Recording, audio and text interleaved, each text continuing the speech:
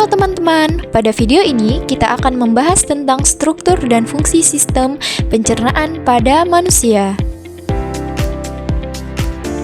Makanan yang kita konsumsi setiap hari akan masuk ke sistem pencernaan untuk diproses.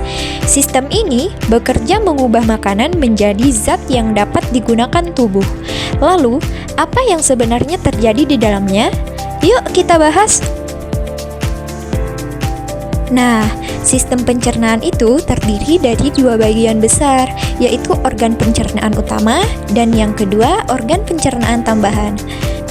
Organ pencernaan utama itu meliputi mulut, kerongkongan, lambung, usus halus, usus besar, dan anus. Sedangkan organ tambahan yaitu hati dan pankreas yang membantu menghasilkan enzim dan cairan penting.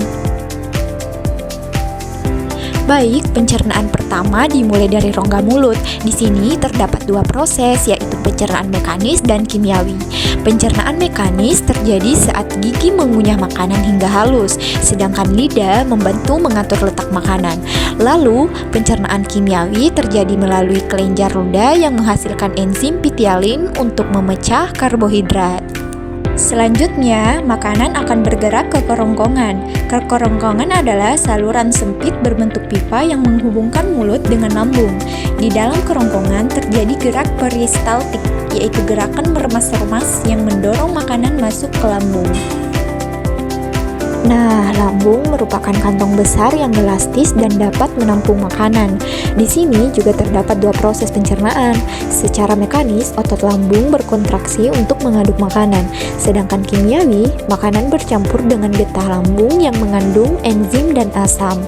Nah, berikutnya makanan masuk ke usus halus, yaitu saluran terpanjang dalam pencernaan. Disinilah penyerapan nutrisi paling banyak terjadi. Usus halus terbagi menjadi tiga bagian. Yang pertama, duodenum sebagai tempat masuknya empedu dan enzim pankreas. Yang kedua, jejunum yang menghasilkan enzim pencernaan.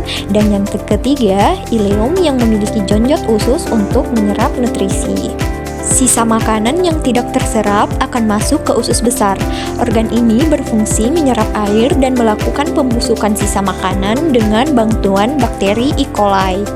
Setelah itu, sisa makanan disimpan sementara di rektum sebelum akhirnya dikeluarkan melalui anus sebagai tahap akhir pencernaan. Oke, sekarang kita masuk ke organ pencernaan tambahan. Organ pertama ada hati, yaitu kelenjar terbesar yang menghasilkan getah empedu. Getah empedu mengandung garam empedu dan bilirubin yang berfungsi membantu mencerna lemak. Nah, organ kedua ada pankreas yang menghasilkan getah pankreas yang mengandung 3 enzim penting. Yang pertama, amilase untuk memecah karbohidrat, yang kedua tripsin untuk memecah protein, dan yang ketiga ada lipase untuk memecah lemak. Jadi, itu tadi penjelasan mengenai struktur dan fungsi sistem pencernaan pada manusia. Semoga penjelasan ini bisa membantu memahami bagaimana tubuh mengolah makanan setiap hari. Terima kasih sudah menyimak, sampai jumpa.